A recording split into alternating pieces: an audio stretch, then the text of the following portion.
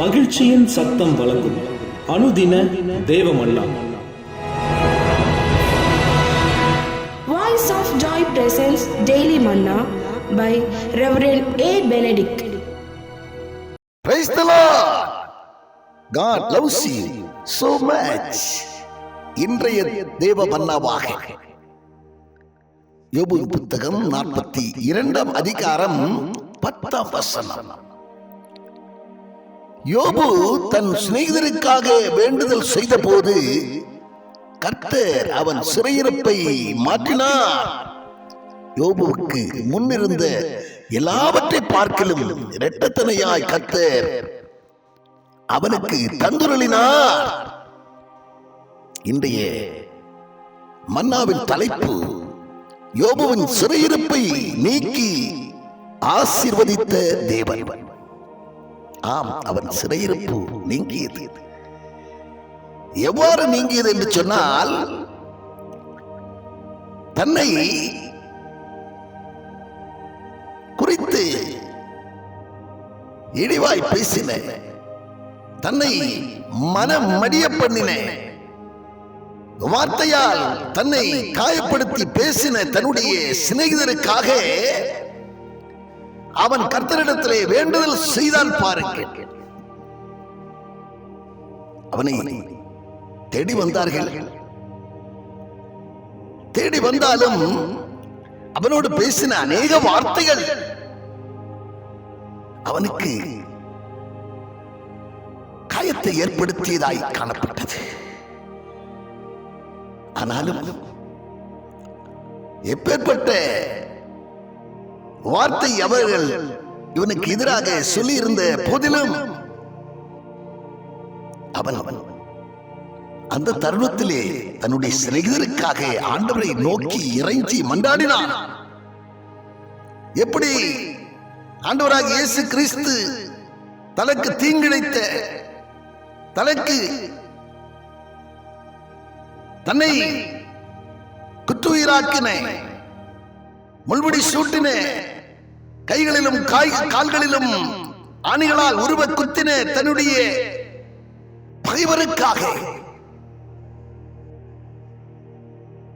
ஆண்டவரை நோக்கி வேண்டினார் அல்லவா? இவர்கள் அறியாமல் செய்கிறார்கள், இவர்கள் அறியாமல் செய்த பிழைகளை மன்னியும் பிதாவே என்று சொல்லி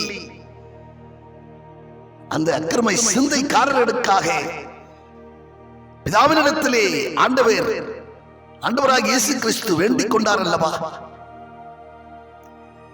ஸ்தேவான் என்கிறதான மாமனிதன்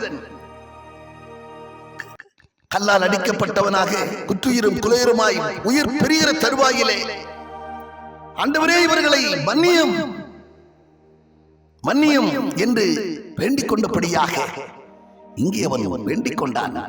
அதனால் என்ன சம்பவித்தது என்று சொன்னால், அவனுடைய சிறையிருப்பு நீங்கியது, அவனுடைய நிலை மாறியது. அதன் நிமித்தம் அவன் ஆசீர்வதிக்கப்பட்டான் என்று சொல்லி நாம் பார்க்கிறோம். அவனை கேட்கிற அன்பான தேவச்சனமே, சத்துருக்களையும் நேசிகள் என்று ஆண்டவர் நமக்கு கற்றுத் தருகிறார். உன்னை இகழ்ந்தவர்களுக்காக, உன்னை அவமானப்படுத்தினவர்களுக்காக, உனக்கு தீங்கு இழைத்தவர்களுக்காக நீ ஜெபம் பண்ண வேண்டும் என்று ஆண்டவர் எதிர்பார்க்கிறார். அப்படி நீ செய்யும் பொழுது, உன்னை பகைக்கிறவர்களுக்காக, உனக்கு தீங்கு செய்கிறவர்களுக்காக நீ ஜெபிக்கும் போது, அன்று எப்படி யோபனுடைய சிறையிருப்பு நீங்கி அவன் ஆசீர்வதிக்கப்பட்டானோ, அதே விதமாக உன்னையும் அவர் ஆசீர்வதிக்கிற தேவனாயிருக்கிறார். ஆனால் அந்த உள்ளம் வர வேண்டும், மன்னிக்கும் தன்மை வர வேண்டும். நாம் ஜெபிக்கிறோம் அல்லவா? எனக்கு தீங்கு செய்கிறவர்களை நான் மன்னிக்கிறது போல என்னுடைய பாவங்களை மன்னியும் என்று சொல்லி வேண்டிக் கொள்கிறோம் அல்லவா? தீங்கு செய்கிறவர்களை மன்னிக்கும் போது உன்னுடைய பாவங்கள் அங்கே மன்னிக்கப்படுவதாக சொல்லப்பட்டிருக்கிறது. ஜெபத்தில் அப்படித்தான் நாம் ஜெபிக்கிறோம். எனவே படிக்கப்படி நீங்கள் செய்யாமல் நீங்கள் தீங்கு செய்கிறவர்களுக்கு நன்மை செய்கிறவர்களாய் காணப்படுங்கள். நிச்சயம் உங்கள் சிறையிருப்பு நீங்கும்.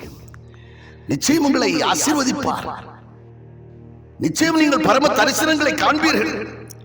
நிச்சயம் நீங்கள் உயர்வை மேன்மையை காண்பீர்கள்.